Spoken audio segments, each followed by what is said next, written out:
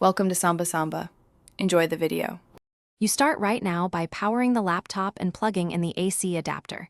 Keep the battery installed for stability.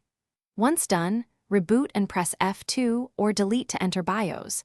Timing matters, so try immediately at the Acer logo.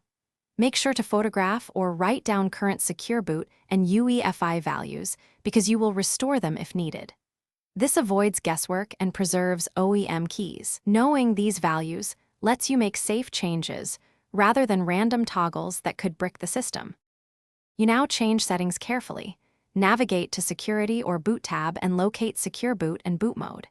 If the OS is unsigned, switch boot mode to Legacy only as a temporary measure. Otherwise, keep UEFI. To resolve failures, disable Secure Boot temporarily, then save and reboot. This allows repairs or driver installs. Once you can boot, re-enter BIOS to enroll keys, choose Install Default Keys, or manually import the platform key if you have it. Make sure to save and test each change to isolate the exact cause. You finish by restoring Secure Boot and switching boot mode back to UEFI once the OS boots reliably. This protects the system and prevents unsigned binaries.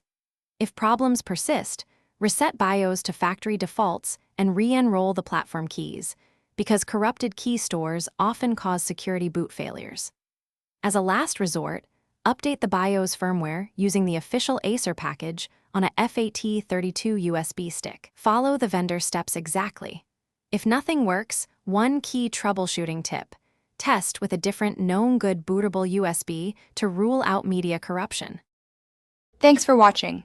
Consider subscribing if we helped you.